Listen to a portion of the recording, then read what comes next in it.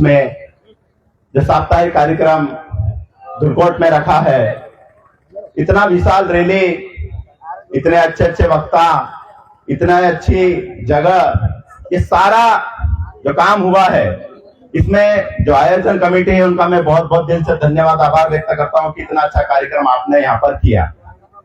पहले भी हुआ था तब भी अच्छा हुआ था, इस बार हुआ वो और भी अच्छा हुआ।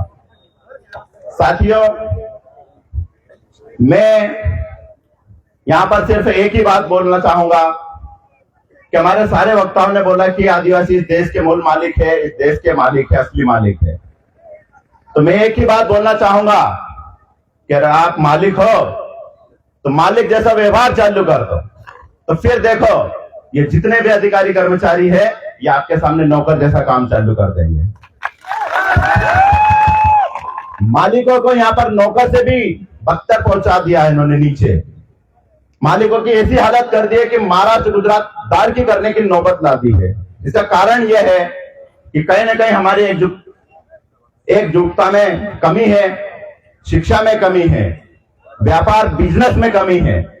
एक मिनट, हमारे बीच में विक्रम सर आए, इनका बहुत बहुत धन्यवाद आभार व्यक्त करता हूं कि आप आए। बैठिए सर। जय संस्थापक हमारे बीच में विक्रमादित्य दादा आए हैं, इस मंच के माध्यम से उनका बहुत बहुत स्वागत, अभिनंदन। तो मैं यही बोलना चाहूंगा कि जो शिक्षा की कमी है, उस शिक्षा की कमी की वजह से हमारा समाज पिछड़ गया है।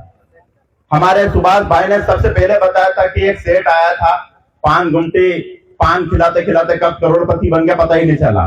एक छोटी सी टपरी में उसने दुकान डाली होगी, लेकिन हमारे पास यहाँ 10, 20, 50 एकड़ भी खेत है, लेकिन उसके बाद भी हमारे दिन नहीं बढ़ते। तो कहीं ना कहीं हमारे को सारे तरफ से सोचना पड़ेगा, बिजनेस में भी जाना पड़ेगा, अधिकारी कर्मचारी भी बनना पड़ेगा, नेतागिरी में भी जाना पड़ेगा, क्योंकि हमारी आवाज, हमारे जो आदिवासियों के जो मुद्दे की आवाज है, हमारे जो नेता है वो ढंग से रख नहीं पा रहे, या पता नहीं किस दबाव में आके हमारे समाज की बात नहीं कर पाते। मैंने देखा कि बड़े बड़े नेता छोटी छोटी चीजों की सबको बधाई देते, देश को, प्रदेश को, क्षेत्र को, लेकिन विश्व का 9 अगस्त जो आदिवासी दिवस है जो पूरे विश्व में मनाया जाता है, लेकिन हमारे बहुत सारे नेताओं ने हमारे को उसकी बधाई नहीं दी। क्या कारण है? वो कारण ये है कि हमारे नेता बराबर हमारे समाज की बात नहीं रख पाए। लेकिन आप लोगों ने, पूरी जैस युवा टीम ने जो नई क्रांति लाई है, उसमें सड़क से लेकर संसद तक की बात जो हमारे वरिष्ठ लोगों ने की, वो अब हमारे बहुत सारे साथियों के माध्यम से हमारी बातें उठने लग गई है।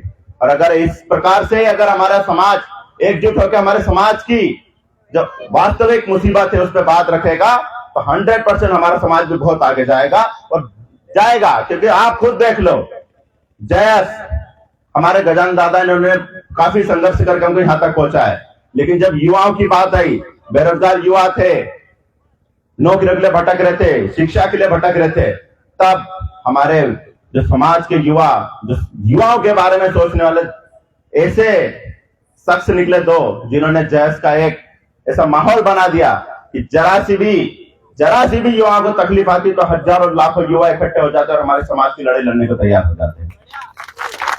कुछ दिन पहले एक चुनी की बात आई थी, हमको नहीं पता था कि कौन थे, लेकिन हमको ये पता था कि वो हमारे आदिवासी समाज के लोग थे। गाड़ियां भर के 2 दिन पहले एक आंदोलन, उसके बाद और एक आंदोलन हुआ। जैसे ही पता चला कि जयस के साथी लोग आ रहे हैं, मुख्यमंत्री हो या उस विभाग का मंत्री हो या प्रशासन हो, कलेक्टर हो, एसपी हो, सभी ने रातों रात वहां पर रोड बनाने की भी काम कर दिया। उनको पत्र दे दिए, उनको 20-20 हजार रुपए दे दिए और सब प्रकार की उनकी व्यवस्था करने की बात करी। लेकिन हम गए और हमने बोला कि क्या आदिवासी की कीमत सिर्फ 20,000 है? अगर उनके मकान तोड़े हैं, जिन्होंने तोड़े हैं, अगर हम उनके मकान तोड़ेंगे तो हमने घोषणा करी थी कि हम 50-50 हजार रुपए देके उनके घर तोड़ेंगे, बोला था। हमारी समाज की कीमत बस यूं लगाते जैसे कि हम मुर्गा मुर्गी हो। लेकिन इस मंच के माध्यम से मैं बताना चाहूंगा कि अब आदिवासी युवा जाग चुका है, हमारे हक अधिकार की लड़ाई करता है और हक अधिकार संवैधानिक दायरे में रहकर लड़ता है। तो हम हमारी कीमत जानते हैं और हम बोल रहे हैं कि हम इस देश के मालिक है।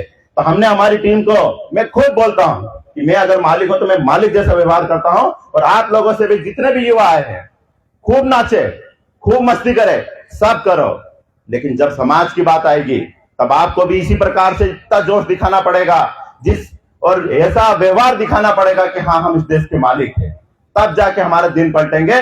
आप लोग बहुत ताकतवर है। हमारा आदिवासी समाज कम साधनों में भी बहुत अच्छे अच्छे काम करता है, अच्छे खिलाड़ी बनता है, अच्छा खेत में काम करता है, लेकिन अब अच्छी सोच के साथ में जब मैदान में आएंगे तो मेरे को पूरा भरोसा है कि हमारा समाज भी एक दिन बहुत आगे जाएगा। मैं ज्यादा भाषण तो नहीं देता हूं, मैं काम पे भरोसा रखता हूं, इसलिए काम ही कर देता हूं। हमारे बाकी सभी साथियों ने अच्छी अच्छी बात बताई, लगभग मेरी बात खत्म हो गई। आप लोगों ने मेरी बात को ध्यान से सुना, बहुत बहुत धन्यवाद। जिंदाबाद, जय जोहार, जय आदिवासी। बहुत बहुत धन्यवाद मंटू भैया। जैसे मंटू भैया सेंधवा विधानसभा के साथ साथ ये भगवानपुरा वालों की भी बहुत ज्यादा आवाज उठाते हैं और उम्मीद करते हैं जैसे सेंधवा से सांसद तक आवाज उठाते हैं, वैसे की वैसे हमारे भगवानपुरा में भी आपके जैसा एक युवा जोशीला नेता चाहिए। आने वाले समय में हम भी आपके जैसे युवा नेता सांसद तक पहुंचाएंगे।